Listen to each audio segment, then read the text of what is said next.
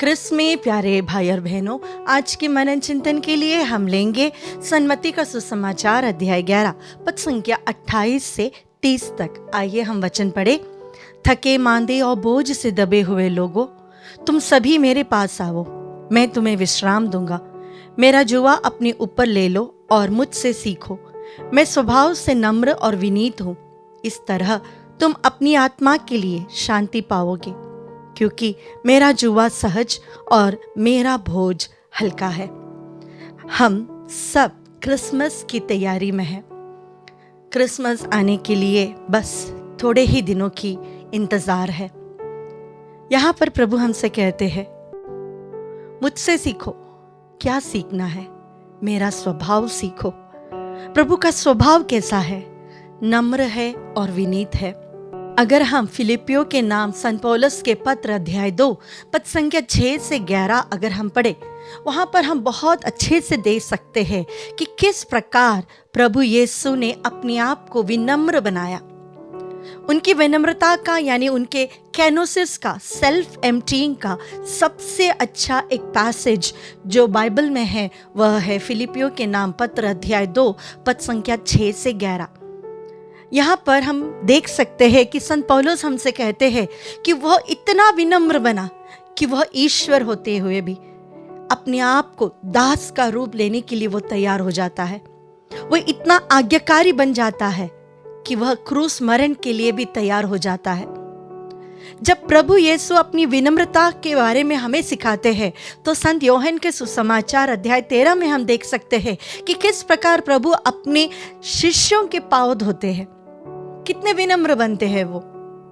बहुत आसान है, मैं जानती हूँ, जब हम विनम्रता के बारे में बोलते हैं, लेकिन करना सबसे कठिन एक वर्च्यू है, वह है विनम्रता। कहने में, करने में और अंदर मन का जो भाव है, ये तीनों एक समान एक ही होना चाहिए। हम कहते हैं हम बहुत विनम्र हैं, हम करके भी दिखाते हैं कि हम विनम्र हैं, लेकिन अगर हमारे मन के भाव ऐसे नहीं हैं, हम हमारे मन के बहुत ज़्यादा जजमेंटल हो, बहुत घमंडी हो, बहुत दूसरों को क्रिटिसाइज करने वाले हो, तो हम विनम्र नहीं हैं।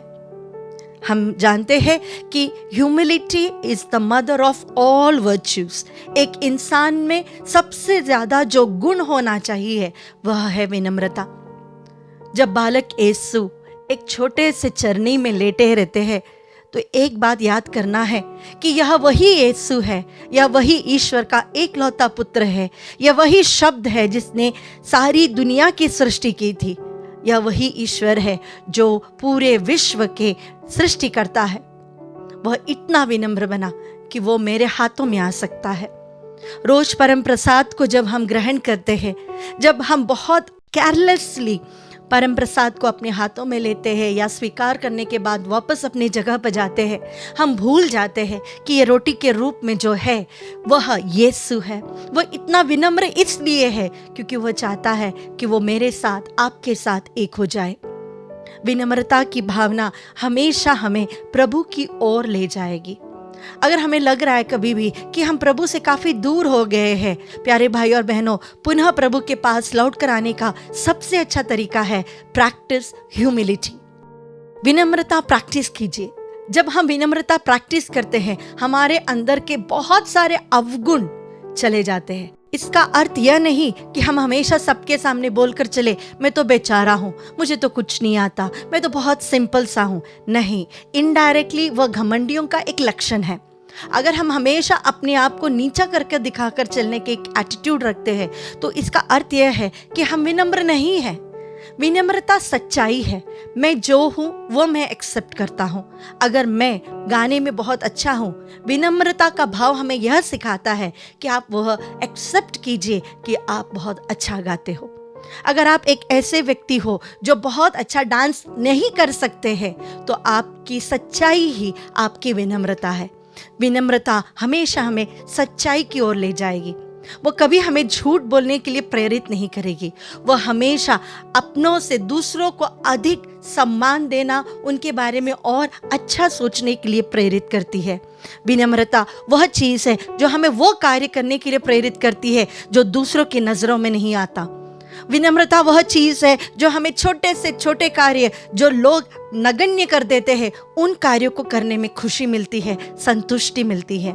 हमारे पारिवारिक जीवन में जब हम एक साथ रहते हैं, विनम्रता का या विनम्र बनने का बहुत सारा अवसर हमें मिलता है। आसान नहीं होता जब दो डिफरेंट पर्सनालिटीज साथ में रहे, उनके बीच में नोक झोंक जरूर होता होगा।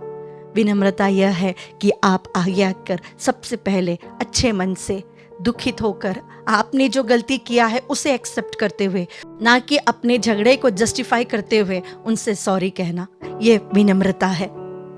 हमसे जो लोग बैर करते हैं उनके सामने हंसकर उन्हें स्वीकार करना, यह विनम्रता है। आइए इस आगमन के काल में हम अपने आप को तैयार करें, जिस प्रकार बालक यीशु हमें दिखाता है कि विनम्रता क्या होती है, हम भी हमारे छोटे से जीवन में कोशिश करें कि विनम्र बने रहे।